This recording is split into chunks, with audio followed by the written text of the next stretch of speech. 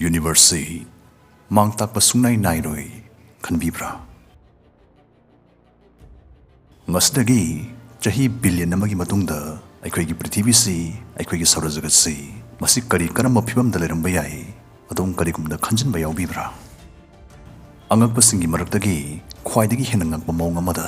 nongmade aikoigi universe si gi so asiba ka manava aroiba mitkup amadi soidana lakani hariba mitkup si ngasidagi chahi kyagi matungda oirakpa yai mitkup si yoraktringai kari tholokpa yai haibsing matangda akhang ahi singna amatoina yanaraba pakhomdu ngasigi videos dagi malik chumna khangminase hauzik si 2022 ne adubai khoi hauzik 2080 da salase chahi 2080 sigi matamstagi Kessler syndrome thokpa horkpa yai adna expert singna thazanai Kessler syndrome haibdi karino Prithvi asda lairiba tongan machawkhlaba lebak singsna chahi amagi manungda rocket chamarum de dum thagale hariba rocket singasna aikoigi graha siga koibada booster ni khangde satellite ni khangde ano space station ama sana bagi masang matum hongalam ni khangde graha siga koibada koiduna chatnanaba karino ano posing leptana sum thagasalagli asigum baslaivana 2080 gi matam study gari chinbadagi sorok extend thokbagum soraren de extend si toina thorak labi yai haibani arai buahida ekoina amohna lauthrak pagi plan sungtau tawdana sundrangda thagali ba posing sna maram oiduna sundrang se ahangba akomba mafam amoiram badagi achinba mafam amoislaktuna extend mari tholak pa yabagi phibam madubuni ekoina Kessler syndrome haribasi 2009 da Iridium 33 amadi Cosmos 2251 hariba satellite ani si thengaina khibagi thodok laikhrabani asigumba thodok si masi toina thokslagadi koigi sunrang khongsatta lambi thingjilaktuna yam achawu khudong chada ba tholakpagi oithokpa chawna lei chahi 2200 miyoibagi bigyan gi chokhatpagi thak si masi chokhatpagi thak onaba pathav cardiac scale gi ani suba thak type 2 yokslakpa matam doigani 2200 se masina takpadi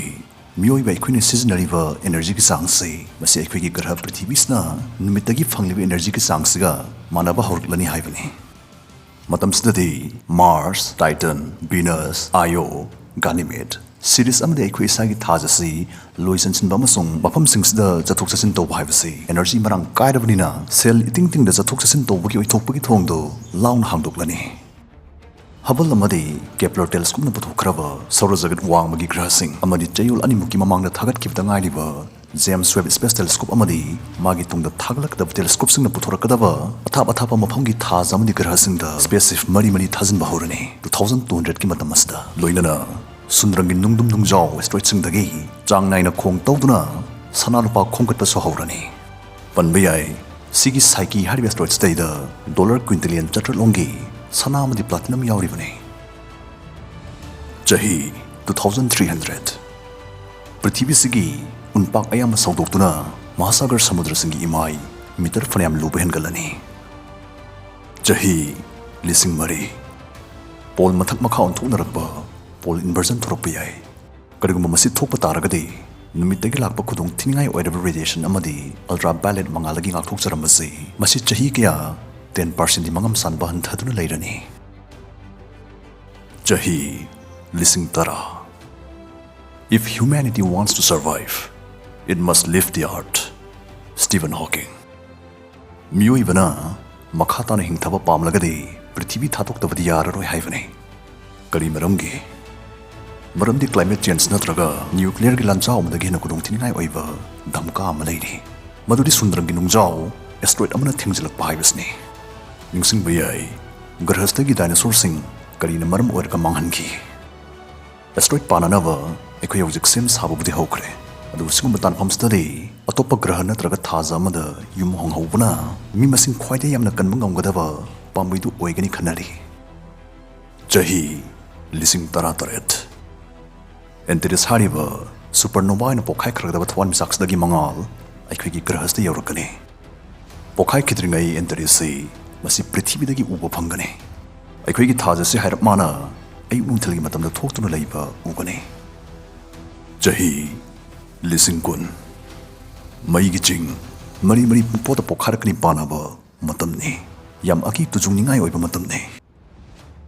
chahi lising ni phumanga Pioneer 10 amadi Voyager 1 hariba space probe anisna Gliss 445 hariba star system si yaukini panaba matamni Space probe haibasi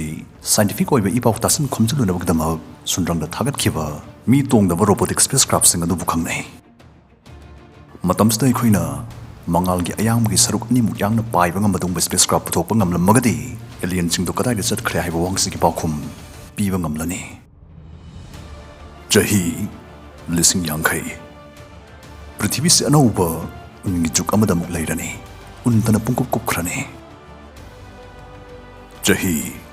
lakmanga matamsda aikoi miyoi basi university machi amada tekta kaidana dum leiram bataragadi chawkhatpagi thakta kadasep skill gi ahum suba thak type 3 yobungamlani aikoi gi Milky Way galaxy simasin thungna loi chanbangamlani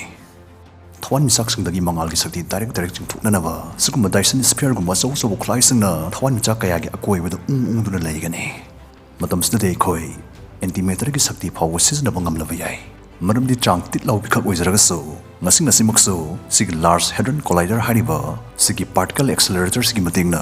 antimatter si puthok pudi ngamkravane chahi lak tarani thoiga lising marifo gizagi pyramid chingma monument sing Nongjunung sai sing nungset matamna chathat handuna yengbada karino haiba masak khangba ngamlaroi matamsda sigi thwan misak Gliss 710 hariba sisu aikhoi gi thwan misak numit naksilakani masna maram oiduna sunrangi pochai kya numit lomden silakani insilak pasna maram oiraga aikhoi gi prithivista karimba pochak am hektuna thingjalak pa yabgi oithopasi changwang na lei karigumba thingjalak pa tholagadi Aikoi Prithvi Siga Koibada, Akai Toy Machin Makumsing Sigumba, Ring Nama Season Birungani. Chahi Kurotara Aikoi Ginumitsi, Sab Langbugi Chang, 1% Hengalani, Baramsin Prithvi Su Sab Hengalani. Sab Hengat Pukamnatana, Lithospheric plates in Lengthoning Dorpana, Grasig Lamitumit, Geography Su Honglani. Africa na Mediterranean samudra thingjalakuna Himalayan gumba chingsang paring ama semjilakane India so awanglom da kilometer chamyang khairom junction khigane ithat kya irulung da lupsinduna mangkragane matangsta yam chaun hongdoribasi masi khoi gi grah prithvi khaksunatri Saturn grah ma gi ring mangkragani amadi ngasi ring yaudriba Mars ring yauraglani chahi 1 billion Numit ki saab ki chang 10% hengalapana Prithvi ki temperature 47 degrees Celsius haigathalani Samudra Mahasagar singi sing hatu manil ondana paikat pahuraglani Chahi 2.5 billion